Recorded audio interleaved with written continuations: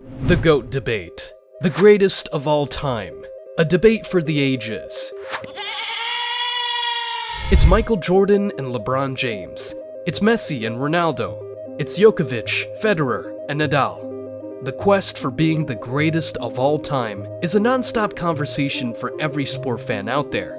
What makes the GOAT? Is it the number of trophies? Is it your impact on the sport? Is it breaking records or reaching new audiences? There isn't a single recipe for deciding who is the GOAT or what it will take for someone to become the GOAT. Now, when we think about climbing, where do we even start? Are we thinking of climbing pioneers in the 50s? Is it cool hippie climbers of the 70s with a beer in one hand and a cigarette in their mouth?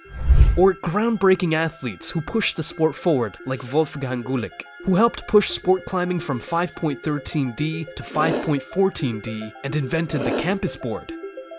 Consider Chris Sharma, who was the first to climb 5.15 and set new standards in sport climbing.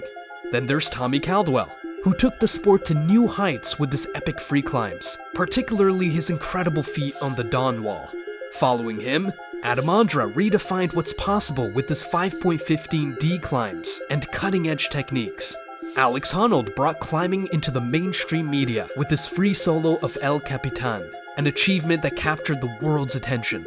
Before him, Lynn Hill shattered expectations as the first person to free climb the nose, proving that women could dominate in the sport. Building on this legacy, Margot Hayes became the first woman to climb 5.15A, breaking barriers and inspiring future generations. Or are we talking about countless other athletes who have pushed or are pushing the boundaries nowadays? While this question begs a long discussion for the sport, the competitive scene is more straightforward. How do we consider the GOAT? Firstly, we must level the playing ground. While there are many competitions, and every country has its local gyms and competitions, we should strive to look at the common ground: IFSC events. These events are either the World Cup Series or the World Championships, a yearly standalone event. Now, when we think of who is the GOAT in competitive climbing, the debate gets a tad bit easier.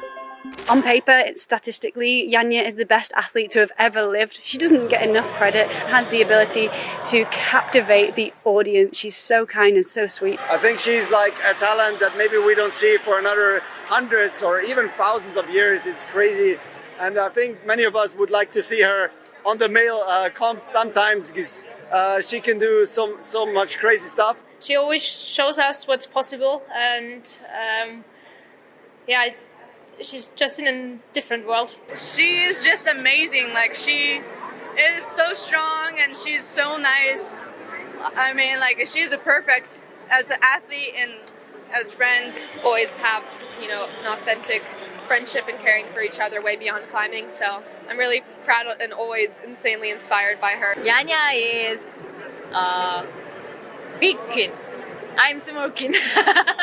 Janja Garnbret is a 25-year-old Slovenian climber that is by far, and I mean by far, the strongest female climber nowadays.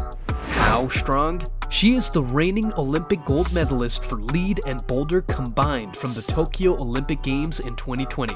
She is an 8-time world champion, 3-time European champion, 45-time World Cup event gold medalist, and 10-time World Cup Series gold medalist. Just to understand how far away she is from the pack, Janja holds 55 golds in World Cup events and World Cup championships, while all the other 19 female athletes competing in the Olympics hold 26 golds together. That's more than 2 times all of them combined. She has been crushing the competition for years, and this year is no different.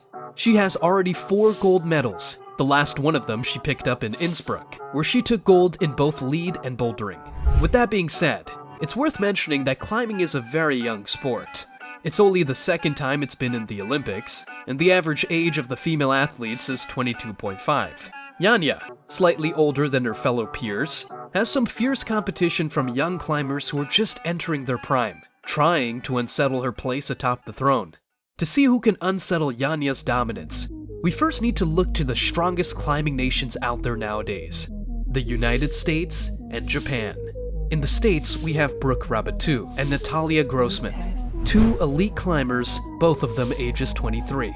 Grossman is an accomplished boulderer, earning more than 10 golds in bouldering the last few years. Together with them, we have 2 Japanese climbers who are equally strong, Miho Nonaka and Ai Mori. Miho is a tad older at 27 and has vast experience as one of the strongest boulderers out there. But let's talk a bit about Ai Mori. Although she is very young, at only 20 years old, with a small build, Ai Mori is not a force to be reckoned with. At age 12, she won the Japanese Lead Climbing Cup, becoming the youngest athlete to ever do it. Ai is an accomplished boulderer, but more so a phenomenal lead climber, performing with amazing grace. She has bested Janja on some occasions, snatching the gold in various events, including the 2023 Lead World Championships. Other household names in the competitive climbing scene are Jessica Pilz from Austria, Seo Chae-hyun from Korea, and the young and vibrant Oriane Berton from France. It will be interesting to watch how this debate unfolds. Will Janja keep her place on top of the throne, keeping herself away from the rest? Will Ai Mori show us what the future holds? Or is there some new climber who has yet to show us what true grit is made of? We hope you enjoyed the video. We're kinda new to this YouTube thing, so we'd appreciate your feedback. Like and subscribe for more content, and let us know in the comments who you think is the best competitive climber out there.